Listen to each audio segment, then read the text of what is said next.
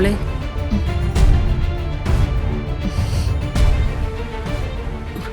മോളെ വിട്. എനിക്ക് സംസാരിക്കാനുണ്ട്. എനിക്കൊന്നും കേക്കണ്ട.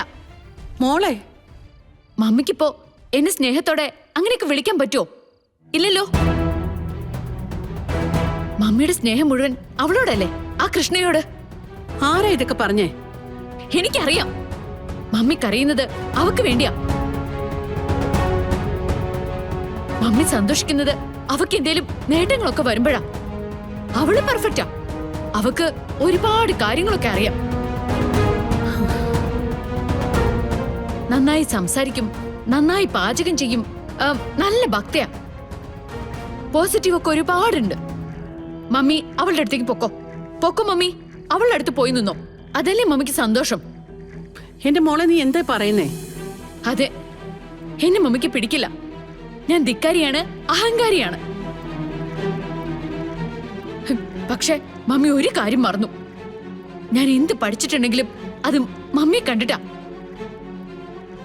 ഞാൻ ഈ ലോകത്ത് ആരെങ്കിലും അനുകരിച്ചിട്ടുണ്ടെങ്കിൽ അത് മമ്മിയാ. എനിക്കത് അറിയാം മോളെ.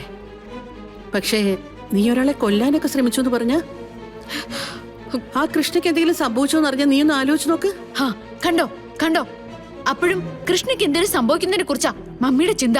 അതെ, അത് തന്നെയാ ഞാനിപ്പോ ചിന്തിച്ചേ. അവക്ക് എന്തെങ്കിലും പറ്റിയ അവളുടെ ചുറ്റുമുള്ളവർക്ക് എന്തെങ്കിലും സംഭവിക്കുന്നല്ല. ആ കുറ്റത്തിന്റെ പേരില് നീ ജയിലിൽ പോകുന്ന ഞാൻ ചിന്തിച്ചേ.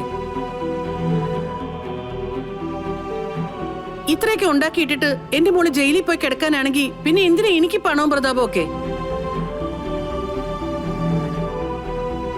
എന്റെ മോളെ, എനിക്ക് നിന്നെ പിരിഞ്ഞ് ജീവിക്കാൻ പറ്റില്ല. ഒരു വെല്ലുവിളിക്ക് വേണ്ടി പോലും നീ ജയിലിലാവുന്നതിനെ കുറിച്ച് പറയാൻ ഒരു വാക്ക് പോലും പറയാൻ എനിക്ക് പറ്റില്ല. മമ്മിയുടെ സ്നേഹത്തിന് നീ ഇപ്പൊ പുതിയ അളവുകോലുകളൊക്കെ നിശ്ചയിച്ചിരിക്ക. പക്ഷെ എന്റെ മോൾ അറിയാതെ പോകുന്ന ഒരു കാര്യമുണ്ട്. നിനക്ക് എന്ത് സങ്കടം വന്നാലും ആ സങ്കടം പെയ്ത് പെയ്ത് നിറയുന്നത് എന്റെ മനസ്സിലാ. അതിപ്പോഴല്ല, എപ്പോഴെങ്കിലും എന്റെ മോൾക്ക് മനസ്സിലാവും. ചിലപ്പോ ഞാൻ ഇല്ലാണ്ടായി കഴിഞ്ഞതിന് ശേഷമായിരിക്കും.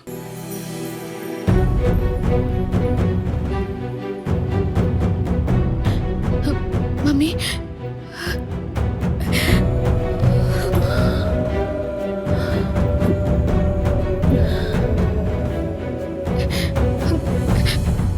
I am sorry mummy. മമ്മിക്ക് എന്നോട് സ്നേഹമുണ്ടെന്നൊക്കെ എനിക്കറിയാം. പക്ഷെ മമ്മിക്ക് സന്തോഷവും സ്നേഹവും തിരിച്ചു തരാൻ എനിക്ക് പറ്റുന്നില്ല. I am really sorry mummy. I am really sorry. Mummy എന്നോട് ക്ഷമിക്കും മമ്മി, പ്ലീസ്.